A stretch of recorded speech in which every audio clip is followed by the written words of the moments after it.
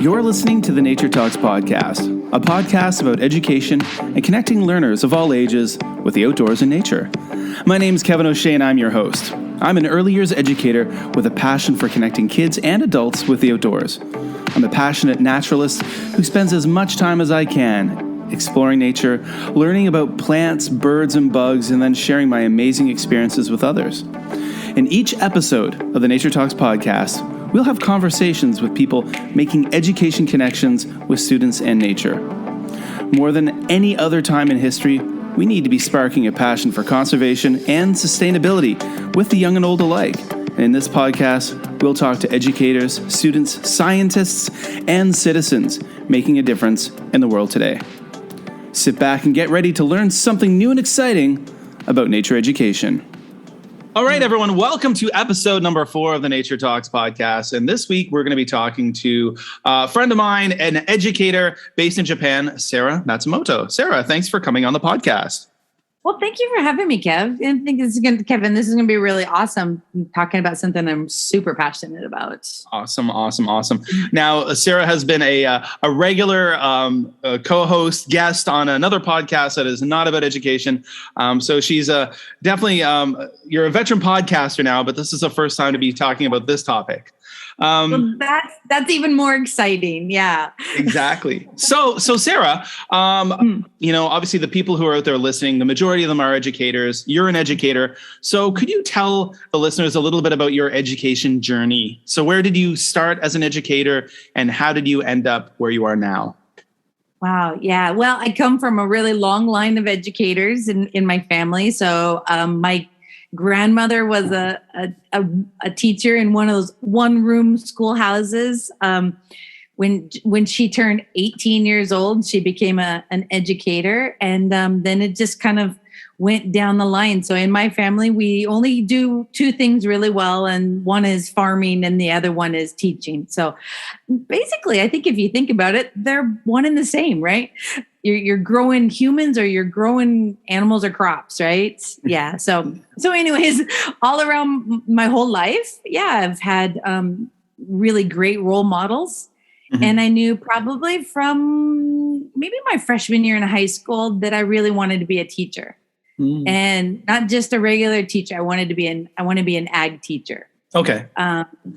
So I wasn't passionate about being anything else. I just loved agriculture and I wanted to share that passion with everybody else around me. So that came about because of my time in the FFA. So people that aren't in America, that's Future Farmers of America. Okay. So my uncle was also an ag teacher. And so that was also a really great role model for me. So after high school, I went to Oregon State University, which is the agriculture university in Oregon, graduated with a bachelor's in agriculture education. Okay. And then was going to start teaching, but then just decided, hey, this is my one chance to go overseas before I settle down. And I came to Japan. I was going to do it for a year or so. A year turned into 5. And then at that point, that's when I met my husband. And been here for 20 plus odd years. Yeah. So that's where. Cool. That's a very long road, but that takes us to present day. Yeah. So for those of you out there listening, I know Sarah personally. We are former colleagues. So we worked together for several years at an international school in Japan. And I suppose I, like you, 20 years ago, I came to Asia for a year. And And here I am still. I'm in a different country than you now, but here I am, and I'll probably be, if all goes well in a few years, I'll be back in the same country you are there. But yeah, so you've already alluded to, and it's, by the way, it's always interesting how we get into education. I myself never planned to be a teacher. I kind of got into it accidentally later in life. But here we are, but yeah, so you've already mentioned a few little points about kind of your background, the FFA, Future Farmers of America. So how would you say your upbringing connected you with nature and connected you to the environment? Because I know you, and I know you are more connected than the average bear, than the average person would be to the outdoors, to nature. You're very knowledgeable. So I was wondering if you could let us know about how like your upbringing impacted you, connected you. I know you're involved in 4-H and things like that. So if you could let us know a little bit about that, that would be awesome. Well, I guess, yeah, I was born into the nature. Like I said, my family only knows one or two things, and that's teaching and farming. So that means I was born on a dairy farm. So my backyard was a dairy farm. Yeah, we had a yard, but my mom always loves to tell the story about when I was about 1, I was just starting to walk and toddle, and she would leave me in the backyard, which is something we obviously did in the 70s. Yeah. Not now, but she'd leave me in the backyard and to go grab something out of the house, and she'd come back and I would be underneath a full-grown cow, petting her underside, under her belly. Wow. I mean, as any parent would imagine, obviously, she was scared to death, but she says I was tougher than nails, and she knew that I wouldn't get hurt. And so, yeah, thank goodness those are really gentle old cows that I was under their bellies rubbing. But yeah, so I've been connected to nature my whole life. My mom took me to the barn because the cows needed to be milked after 2 weeks old. She strapped me to her back, and I was around the cows since I was 2 weeks old. So, wow. Yeah. Yeah. If anybody saw my recent Facebook page about seeing and touching cows and it bringing back a lot of emotions, it's definitely something I totally miss. Oh my goodness. Yeah. I think I saw something pop up in your social media in the last couple of days that said something about how you missed the smell of cow poo. I didn't necessarily mention poo, but yes, it's definitely. Well, maybe you said the smell of a dairy farm, and then I automatically smell of cows, right? The smell of cows. So For me, as a non-farmer, the one thing I can remember are these like childhood memories of driving through the province of Quebec in Canada on our way to my grandparents' house in Ontario, and we'd drive through these like miles and miles of dairy farms in the country, and like I remember like we'd be like, roll up the windows, and like it doesn't help. The smells in the car. Well, you know what we say? That's the smell of money. The smell of money, huh? Right? Because without that smell, you don't have any money. Yeah, true enough. As a young kid who did not grow up on a farm, I can appreciate that now. But yeah. So that's interesting because my father grew up on a farm. So the O'Shea family, I'm that first generation that we're not farmers. So I was removed from that. So my dad, I've heard all the tales of him, same thing, milking the cows. He had very bad memories of milking the cows because he was the oldest son in the family. So he remembers having to wake up in the winter, the freezing Ontario winters, like when it was still dark outside, and having to milk the cows before going to school in the morning. And I also, for some reason, it's popping in my mind. Some of my aunts told me a story about how they remember my dad would walk out into the farm field, sit down, pull an onion out of the ground, wipe it off in his shirt, peel it, and eat it like an apple. My brother does that. My brother does. He does. Because my dad used to be like a country bumpkin thing. Yeah, right. Yeah. So I can remember too, as the conversations we've had over the years. As I enjoy dabbling in gardening and this and that. And we've talked about things, and I know you also participated in 4-H. Is that right? Yeah. So 4-H starts in first grade, and so we did 4-H. We showed the cows, and we also raised pigs every single year.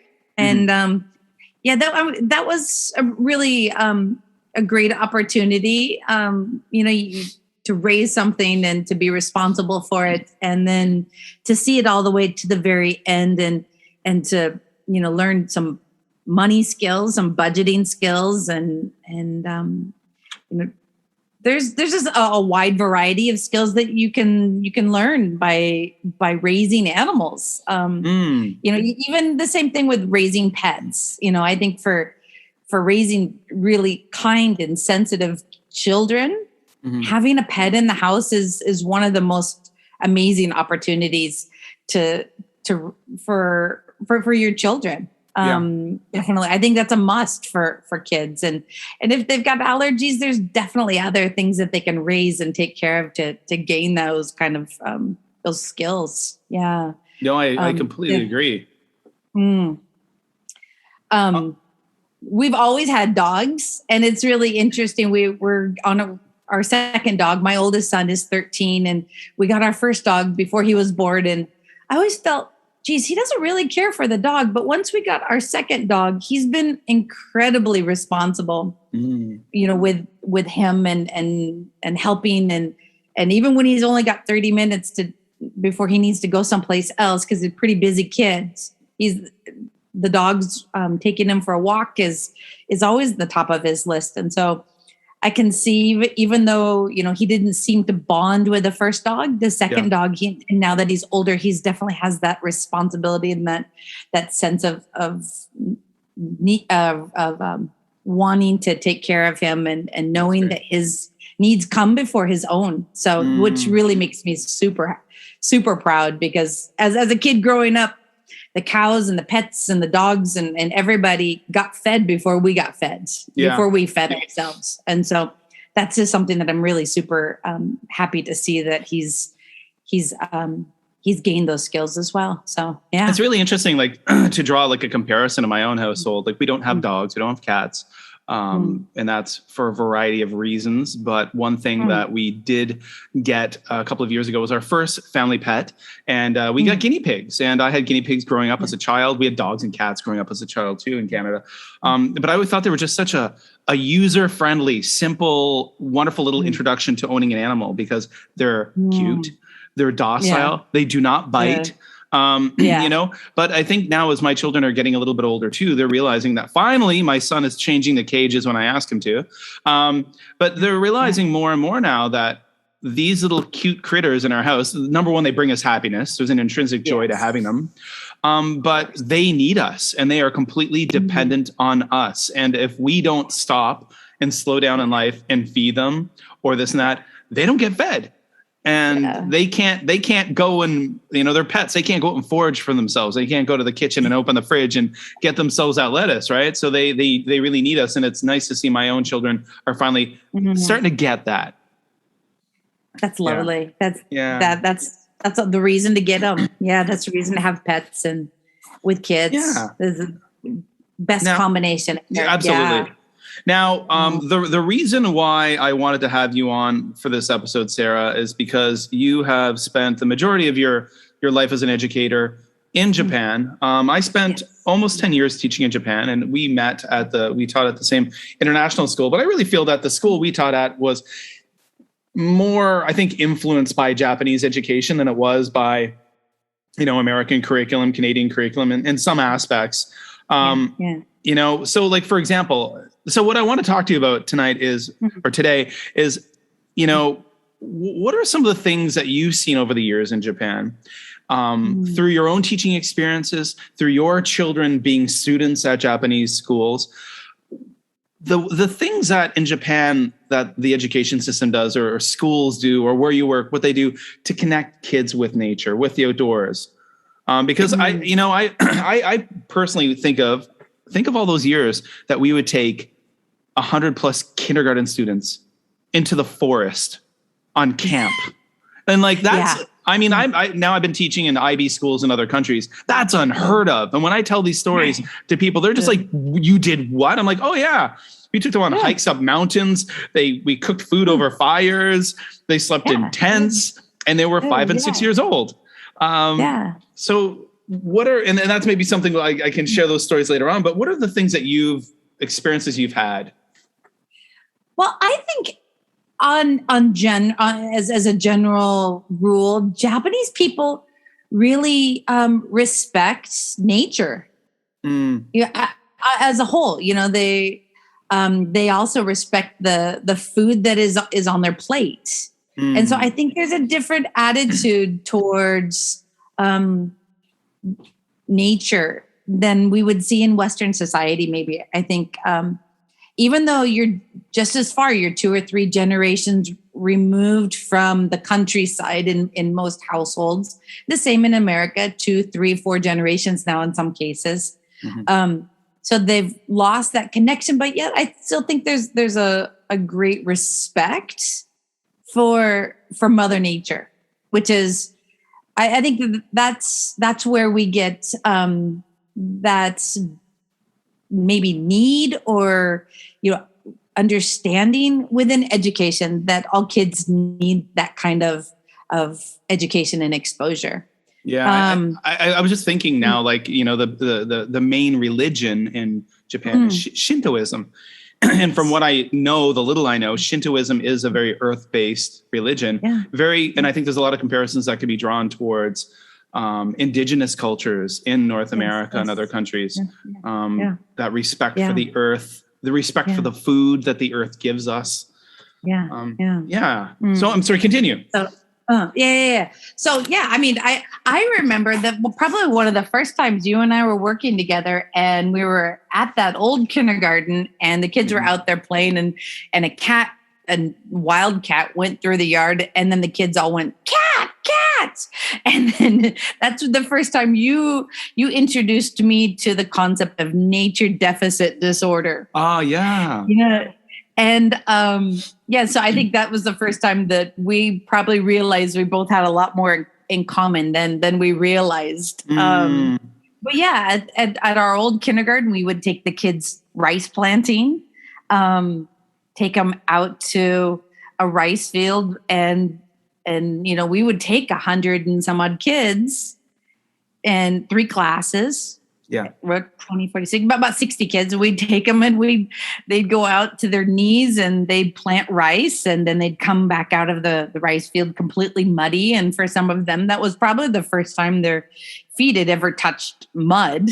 Yeah. And so for some kids, it was great fun because they loved catching the frogs. For others, they were petrified. Yeah, absolutely. But it was great to see them as they experienced it for 3 years in a row, that by the end of by the third time, they were champs at it, and they weren't getting grossed out anymore. And they kind of, appreciated that, being able to go out and have maybe some traditional fun, some Japanese traditional fun. Yeah. Well, when I think about those rice planting experiences for those out there, and I'm sure the majority of you have never planted rice in a rice paddy or rice field, but I mean, a rice field is a flooded, I don't know what's the term, like an indentation in the ground. It's not like a field like you would think of where you would plant. Bog. It's a bog. Yeah, it's a bog. Yeah. And those kids are walking up to their knees. They take off their shoes and socks, and they'd be up to their knees in this like really thick, goopy mud with frogs hopping around everywhere. But it came full circle. It wasn't just in spring they planted the rice. In the fall, we would go back, right? Yeah, we'd go back and they would harvest it. And so that was a really great it was a good process for the kids to see. So even when we go back to harvest in the fall, can you imagine we let the 3 and 4 and 5-year-olds actually use sickles to cut the rice, and it's quite interesting. They're always very responsible, and it seems they would find some serious joy in being able to see the rice that they had planted completely. Absolutely. Yeah. And I mean, that's the thing. Like we would have farmers that would show them how to use these sickles. And ironically enough, that popped into my mind how not recently, a little while ago, maybe a year ago, someone on Twitter asked me, or they showed it out on Twitter. They're like, has anyone ever let their kindergarten students use tools like hammers and things? And all I could think of was like, yeah, of course, in Japan. Of course. Sickles. And I mean, I can also remember doing some more even follow-up activities, back at school where we may have prepared food or where they would have eaten rice and talked about these things. So I had 1 year after rice planting, I had a mom, and she was a doctor, and she talked to us about nutrition. And then we got some rice with the rice hulls still on it. And then we ground it up, and we showed them, all of the fibrous holes that come off of it, and to kind of show them the polishing process too. So that was really interesting as well. Yeah, that's fantastic. So, I mean, we've talked about this rice planting that, you do in school. What are some other different things? We've already mentioned about the camp. What are some other, and you recently went on one of those, or I don't know if it was not recently, but back in the fall, or, you took, accompanied a very large group of young children out into the wilderness of Japan. Yeah, so my school has a really long, my current school, the one that we don't get to teach together at, they have a really long history of getting the kids out into nature from second grade, where they go on an overnight field trip to the mountains. So in second grade, they do forest camp. And basically, it would be the equivalent of outdoor school, something like that in America. So it's just a one-night experience for second graders. We take them to a campground and they go hiking and they do some kind of camp-like activities. For third grade, they go to a big mountain, and it's a 2-night thing. And we go hiking one night to the top of the mountain, and then the second day we go to the highest peak in all of Big Picture. And so that's about a 6-hour hike round trip. But yeah, so we take 144 students, and they gain some independent skills. For some of them, it's their first time away from their parents. And so they have to take care of their own things, and they have to be on time to dinner. And we kept preaching to them the whole time, if you don't know what you should be doing, you need to read your booklet. So they all they get their booklet back at school, and we've gone through it. And if they need to know what they need to do, they need to look inside their book, not ask a teacher. It's time for them to be responsible. So, the third grade trip is fun, because then the following year we take them to the exact same spot and go skiing at the same lodge. And so they're really familiar with the area, and they just get to see the difference between the same area and different seasons. Fantastic. So that's, and then that's so cool. In the summertime, in fifth grade, then they go swimming in the sea. Nice. I mean, it's just amazing. Again, when I think about like the kind of perspective of an international school, and I don't know what VS, this kind of Japanese education, the term risk assessment keeps popping up into my mind.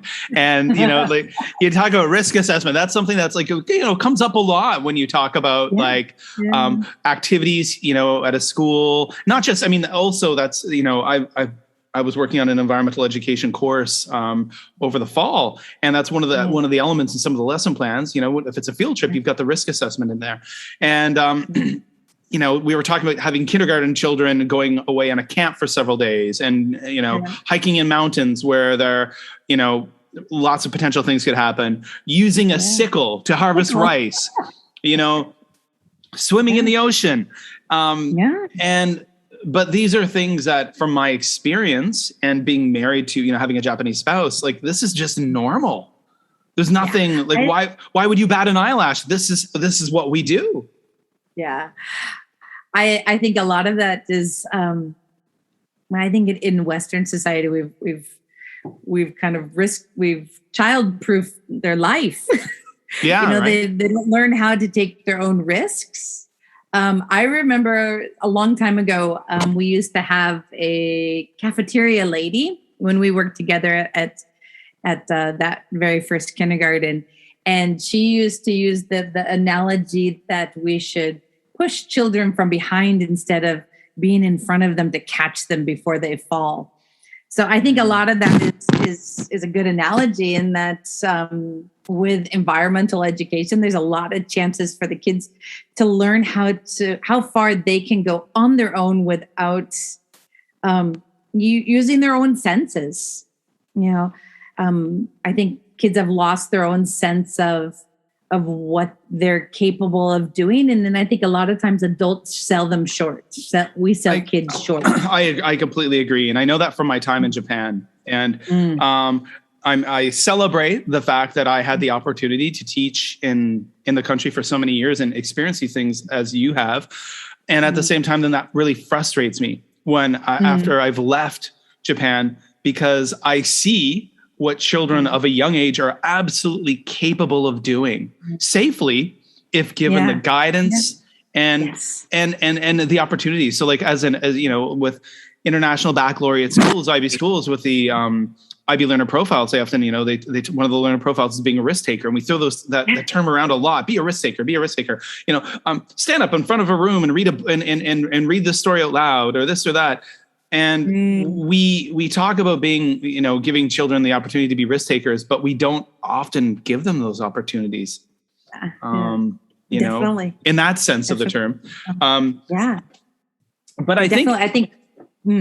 Well, just go ahead. I think of too, like with regards to environmental education, outdoor education. Do you remember the playground that we used to take students to at that kindergarten we worked together with in Japan, where it was like this gigantic cement mountain with rebar, rusty rebar, like ladders on it, and like stones sticking out that had been like cemented into this mountain so the kids could climb up the cement stones, and then this giant spiraling slide.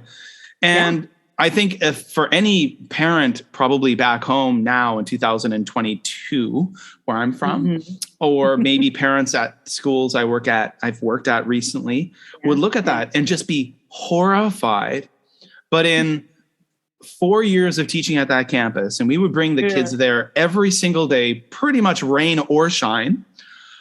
I think the worst injury we ever had was like a scraped knee or a scraped elbow. Because the children knew, they learned what they were capable of, and they learned, again, that their own risk assessment and their own risk management.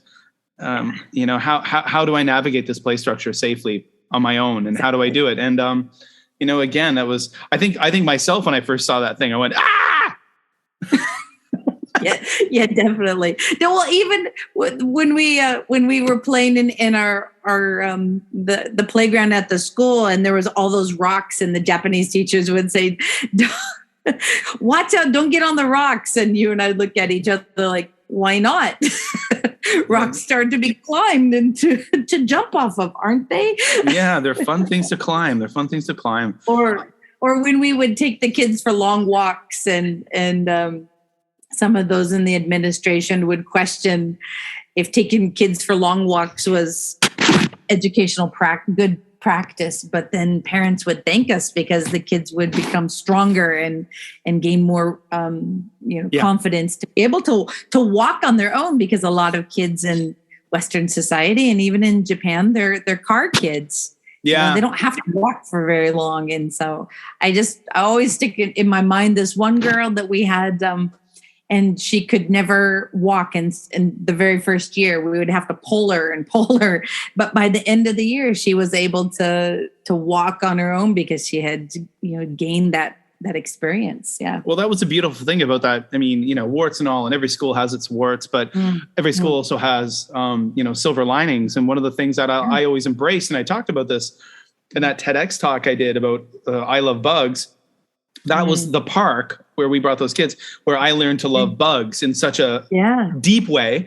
But so many kids, we would bring kids to that park, since we didn't have a playground at our school itself. We would have to cross a busy street, go up and into this park. And we would literally spend, I'd say, at least a full hour, if not 2 sometimes, or 3 every morning in that park, just running, walking, exploring.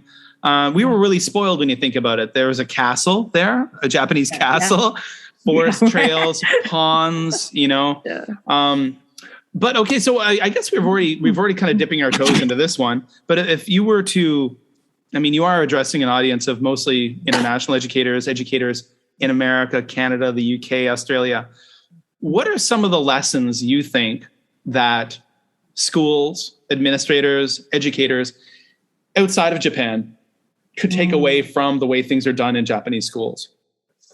I think the biggest thing is, as educators, our job is to give the students the feeling of responsibility and to own their own autonomy, to be able to understand how far they can push themselves. What are their limits?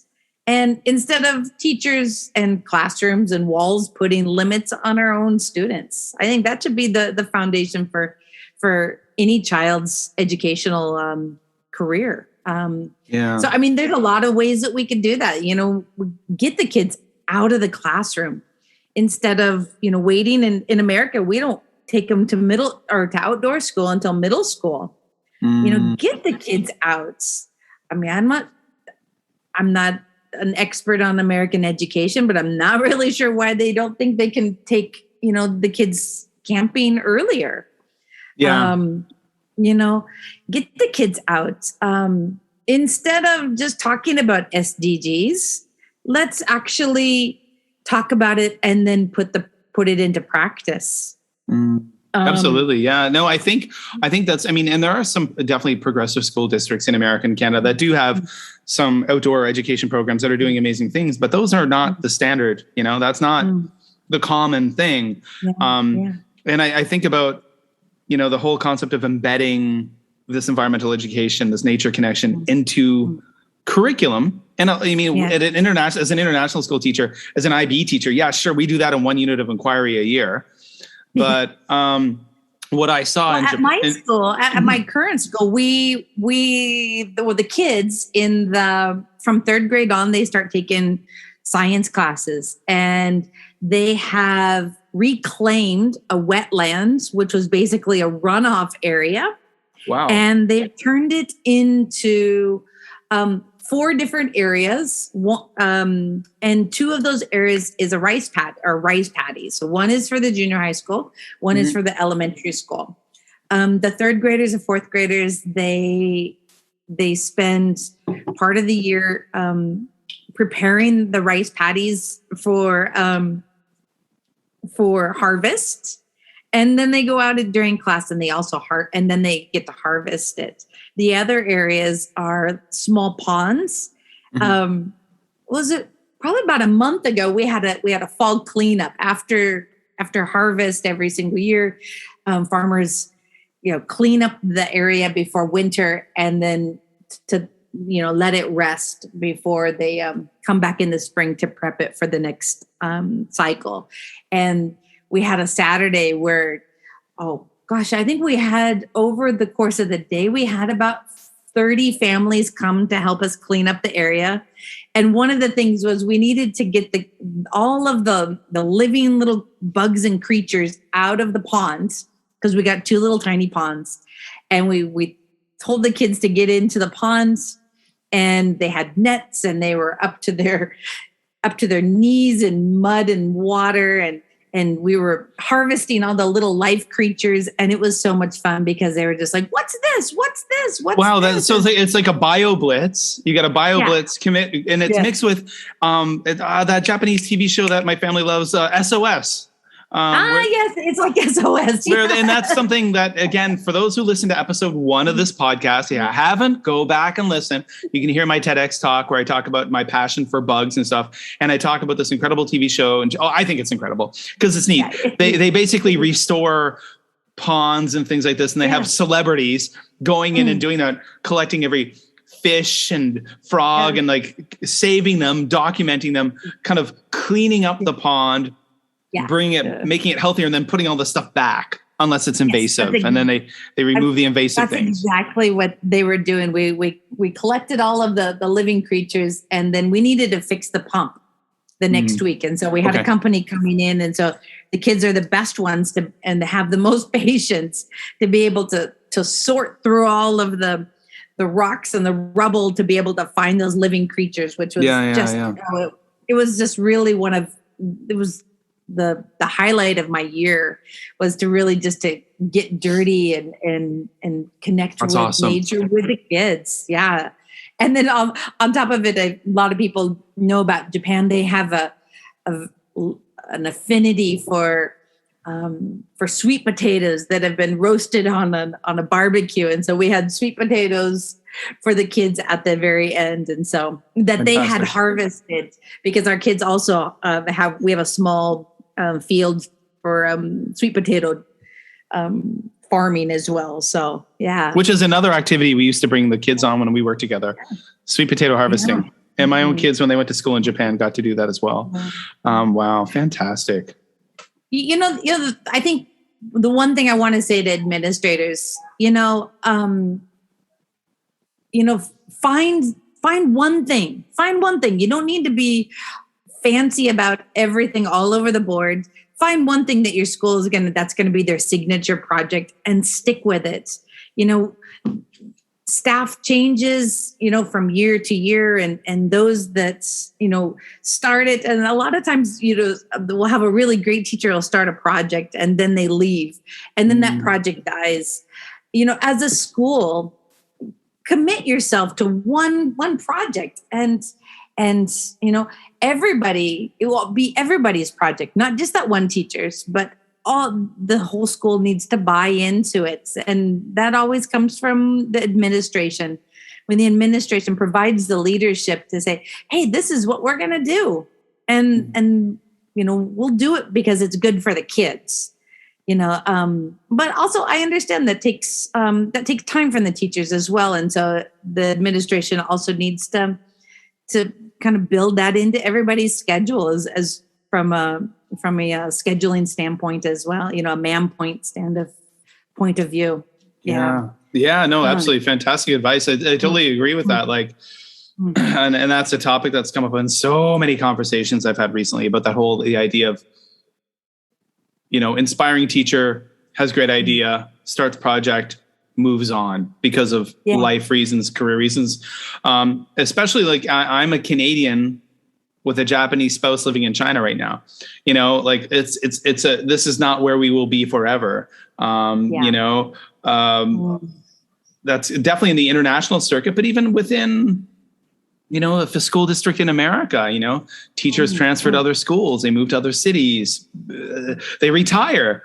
And that's definitely kind of what happened with me as well. We have the head of our Biotope, or we call it our Sato Sato project. The head of our Sato Sato project, he's retiring in 2 years. And so they asked me and another Japanese teacher to join because in the end, we will probably be the ones that would be following in his footsteps. So, we can build those kind of structures in so that the projects continue on and then it's not for waste. Fantastic. Yeah. So cool. So cool. Well, folks out there listening, I don't want to keep Sarah much longer. She's an hour ahead of me. It's getting later for her.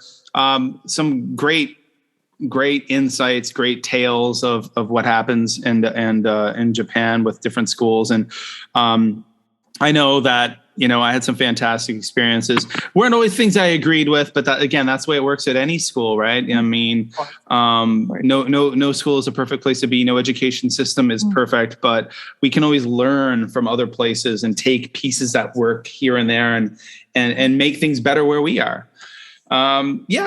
So Sarah, thank you so much for coming on the podcast. And I was wondering if you're on social media, you got a place out there where people want to reach out to you, where can they find you on the old social medias? The best place is to just go to my Instagram. And that's where I put everything, all nature things, all nature related stuff up there.